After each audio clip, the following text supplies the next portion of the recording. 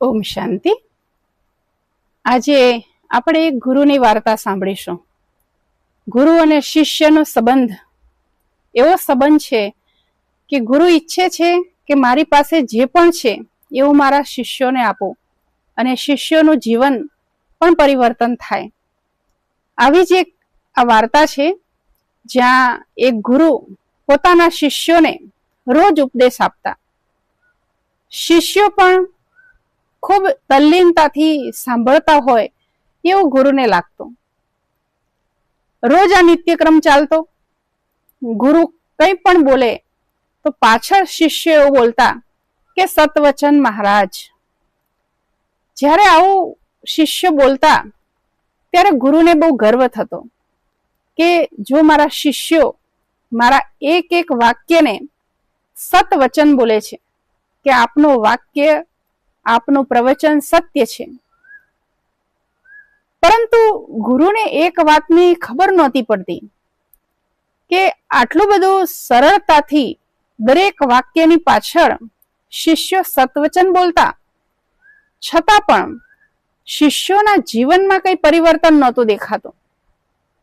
જીવન પરિવર્તનની તો વાત છોડો, પરંતુ આપસમાં પણ એ લોકોનું એકબીજા સાથે નહોતું બનતું. આપસમાં પણ એ લોકો આપસમાં ઝઘડતા રહેતા.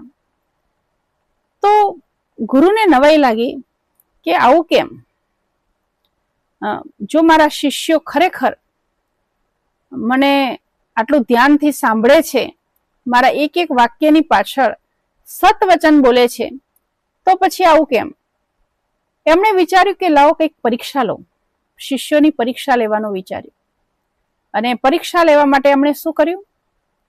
શિષ્યોને એક વાર્તા કહેવાની શરૂઆત કરી એમણે કે જો આ વાર્તામાં શિષ્યો દરેક વચનની પાછળ સતવચન બોલે તો મને ખબર પડી જશે કે શિષ્યો ખરેખર મને સાંભળે છે કે એમ જ ખાલી સતવચન મહારાજ બોલે છે.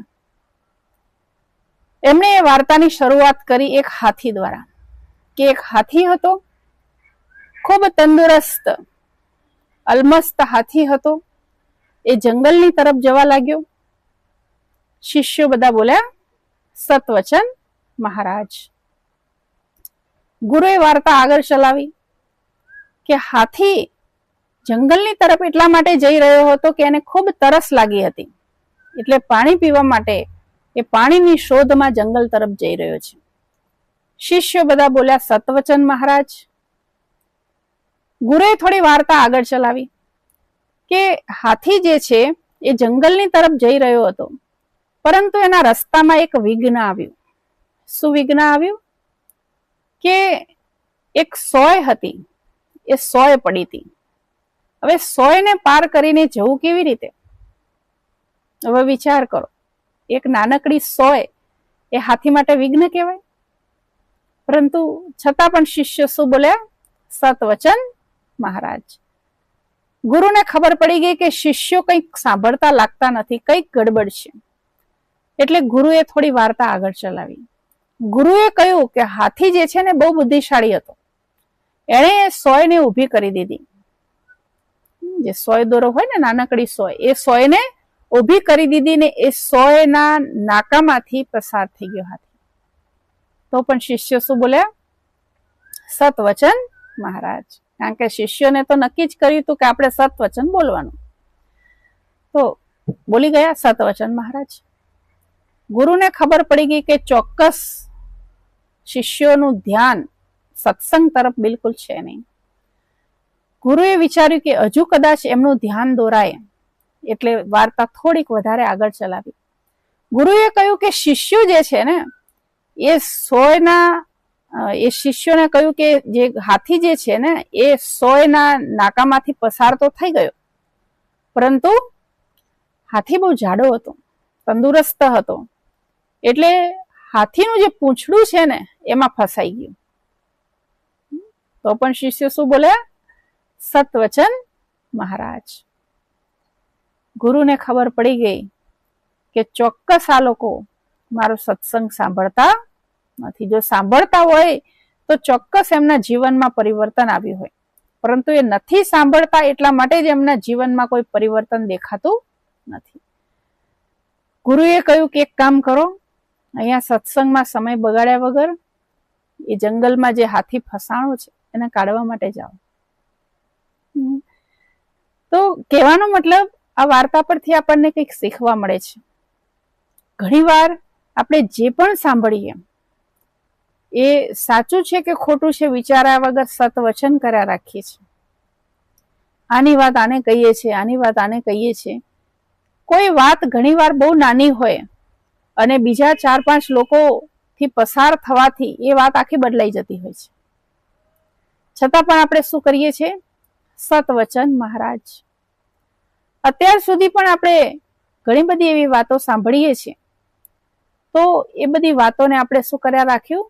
સતવચન મહારાજ. સાંભળવા છતાં નથી સાંભળતા. જે સાંભળવા યોગ્ય છે એ નથી સાંભળતા, અને જે નથી સાંભળવા યોગ્ય એ સાંભળી લઈએ છીએ. અને જ્યારે આવું સતવચન થાય છે, સાંભળ્યા છતાં ન સાંભળ્યા જેવું, ત્યારે જીવનમાં સાચા સત્સંગનું પણ મહત્વ નથી રહેતું. સત્સંગમાં બેઠા છે વ્યક્તિ, શરીરને બેસાડી દીધું છે, પરંતુ મન બેઠું નથી.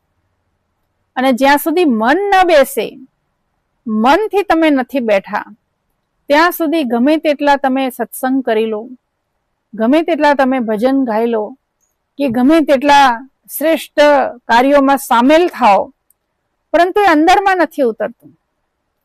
કારણ કે આપણે બાહ્ય દેખાવ માટે કરેલું છે કે રોજ હું તો સત્સંગમાં જાઉં છું, બતાવવા માટે ગયા છીએ. રોજ હું તો ભજનમાં જાઉં છું, બતાવવા માટે ગયા છીએ. કે રોજ હું તો આ શ્રેષ્ઠ કાર્ય કરું છું, બતાવવા માટે કર્યું છે. આપણા જીવનમાં એ શ્રેષ્ઠ કાર્યની અસર નથી દેખાતી. તો આપણે પોતાને પ્રશ્ન પૂછવાનો છે કે ક્યાંક આપણે પણ એવું સતવચન મહારાજ તો નથી કરતા. જો એવું કરીશું તો આપણું જીવન પણ શ્રેષ્ઠ માર્ગે જવાના બદલે જ્યાં છે ત્યાંના ત્યાં જ રહેશે. તો આ વાર્તા પરથી આપણે કંઈક શીખવાનું છે. ઓમ શાંતિ.